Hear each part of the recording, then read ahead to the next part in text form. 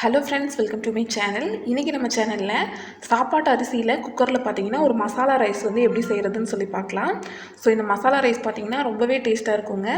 ஈஸியான ரெசிபி தான். ஸோ அடுப்பில் வந்து குக்கர் வச்சுருக்கேங்க. இப்போ இந்த குக்கரில் பார்த்திங்கன்னா ஒரு 3 டேபிள் ஸ்பூன் அளவுக்கு எண்ணெய் சேர்த்துக்கலாம்.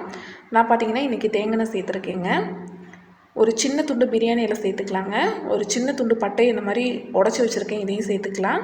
2 பீஸ் கிராம்பு சேர்த்துக்கலாங்க. அரை ஸ்பூன் அளவுக்கு சீரகம் சேர்த்துக்கலாம். சேர்த்துட்டு ஒரு தடவை நல்லா இந்த மாதிரி மிக்ஸ் பண்ணி விட்டுக்கலாம். அடுத்து இதில் ஒரு வெங்காயத்தை நறுக்கி வச்சுருக்கேங்க. இந்த வெங்காயத்தை சேர்த்துக்கலாம். சேர்த்துட்டு வெங்காயத்தை பார்த்திங்கன்னா நல்லா வதக்கி விட்டுக்கலாம். ஒரு பச்சை மிளகாய் சேர்த்துக்கலாம். பச்சை மிளகாயும் சேர்த்து இந்த மாதிரி வதக்கி விட்டுக்கலாங்க. இதில் 1 ஸ்பூன் அளவுக்கு இஞ்சி பூண்டு பேஸ்ட் சேர்த்துக்கலாங்க. இதையும் சேர்த்து நல்லா இந்த மாதிரி மிக்ஸ் பண்ணி விட்டுக்கோங்க. அடுத்து இதில் ஒரு பெரிய சைஸ் உருளைக்கிழங்கு இந்த மாதிரி கட் பண்ணி வச்சுருக்கேன், அதையும் சேர்த்துக்கலாம். அரை கப் அளவுக்கு பார்த்திங்கன்னா பச்சை பட்டாணி வச்சுருக்கேங்க, இதையும் சேர்த்துக்கலாம். இது வந்து ஃப்ரெஷ் பீன்ஸு. ஒரு தக்காளி வச்சுருக்கேங்க, இதையும் சேர்த்துக்கலாம். சேர்த்துட்டு ஒரு தடவை நல்லா மிக்ஸ் பண்ணி விட்டுருங்க. மிக்ஸ் பண்ணி விட்ட பின்னாடி இதில் உப்பு சேர்த்துக்கலாங்க. உப்பு சேர்த்து மறுபடியும் நல்லா வதக்கி விட்டுக்கோங்க. நல்லா இந்த மாதிரி வதக்கி விட்ட பின்னாடி அடுத்து இதில் 1/4 ஸ்பூன் மஞ்சள் தூள் சேர்த்துக்கலாங்க.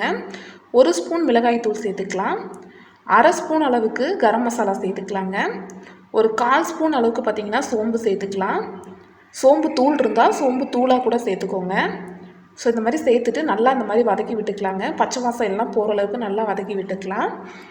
அடுத்து கொஞ்சமாக கொத்தமல்லி தழை சேர்த்துக்கலாங்க. அதுக்கப்புறம் அரிசி சேர்த்துக்கலாம். நான் இன்றைக்கி சாப்பாட்டு அரிசியில் செய்கிறேன் அப்படின்னு சொல்லியிருந்தேன். ஸோ தேவையான அளவு அரிசியை வந்து பார்த்திங்கன்னா ஒரு 20 நிமிஷம் ஊற வச்சுருக்கேன். இப்போ அரிசி எல்லாத்தையுமே சேர்த்துட்டு இந்த எண்ணெயிலே பார்த்திங்கன்னா ஒரு தடவை நல்லா இந்த மாதிரி கலந்து விட்டுக்கலாங்க. ஒரு தடவை இந்த மாதிரி ஜென்டலாக நல்லா மிக்ஸ் பண்ணி விட்டுருங்க. மசாலா வந்து எல்லா பக்கமும் சேரட்டும். ஒரு 2 நிமிஷம் இந்த மாதிரி மிக்ஸ் பண்ணி விட்டுக்கலாம்.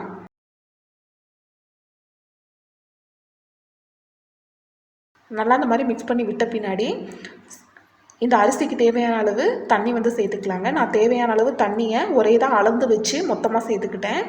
நீங்கள் எடுத்துருக்க அரிசிக்கு பொறுத்து தண்ணி வந்து சேர்த்துக்கோங்க. ஸோ தண்ணி சேர்த்துட்டு ஒரு தடவை இந்த மாதிரி நல்லா மிக்ஸ் பண்ணி விட்டுக்கலாங்க. உப்பு செக் பண்ணிவிட்டு மூடி விசில் வச்சு எடுத்துருங்க. நான் வந்து விசில் வச்சு எடுத்துட்டேன். பார்த்திங்கன்னா நம்மளோட மசாலா ரைஸ் பார்த்திங்கன்னா ரொம்பவே சூப்பராக ரெடியாக இருக்குது. பாருங்கள் எந்த அளவுக்கு கலர்ஃபுல்லாக இருக்குதுன்னு பாருங்கள். நான் இப்போ பாருங்கள் உங்களுக்கு கிளறி காட்டுறேன். உதிரியாக சூப்பராக பார்த்திங்கன்னா ரெடியாக இருக்குதுங்க. ரொம்பவே டேஸ்ட்டாக இருக்கும். ஸோ வந்து ஒரு சட்டுன்னு பண்ணக்கூடிய ஒரு சூப்பரான மசாலா ரைஸ் தாங்க இது. லஞ்சுக்கெல்லாம் எடுத்துகிட்டு போகிறதுக்கு அருமையாக இருக்குங்க. சாப்பிட்றதுக்கு அவ்வளோ டேஸ்ட்டாக இருக்குது. ஸோ இந்த ஈஸியான ரெசிபி கண்டிப்பாக உங்கள் எல்லாத்துக்குமே பிடிச்சிருக்கும்னு நினைக்கிறேன்.